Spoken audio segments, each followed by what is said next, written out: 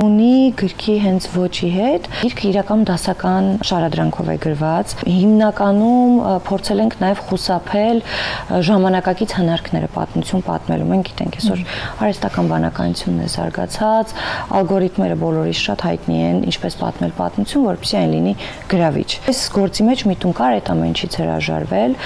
եւ պատմությունը պարզապես պատմել նրանց համար, ում հետաքրքիր կլինի հետեւել պատմության, որը օրինակ խիտ իրադարձության հետևից չի, ինչը ավելի հետաքրքիր է լինում ընթերցել, զգացմունքային ֆանտան չի առաջարկում, որը կրկին միշտ ավելի հետաքրքիր է լինում ընթերցել,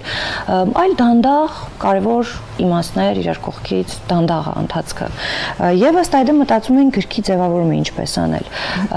Ունենք բոլոր հնարավորությունները ամենագունավոր, ամենահետաքրքիր իլյուստրացիաներով գիրքը գրավիչ դարձնել գրախանութներում։ Ենք հրաժարվել ժամանակակից գրավչության բոլոր միջոցներից, որոնք քանի որ նաև շատ հասանելի են։ Շատ հասանելի են եւ հեշտ կլիներ այդ կերպ փորձել ընթերցող գրավել, բայց ուզեինք, որ ավելի մարդ-մարդուն ինչպես է հանդիպում ու ընկերանում, այդ տեսակի լիներ ընթերցողի ու գրքի հանդիպումը։ Մինչև վերջ որոշել ենք սա չբացահայտել, ուրեմն ինքը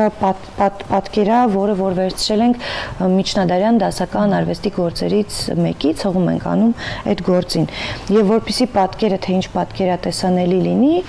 ինչ որ հատուկ կողմից, ինչ որ անկյունից նայում ենք, սկսում է պատկերը տեսանելի լինել։ Ես արդեն ահագին բացեցի, բայց այս գաղտնիքը փորձել ենք ամեն դեպքում պահել։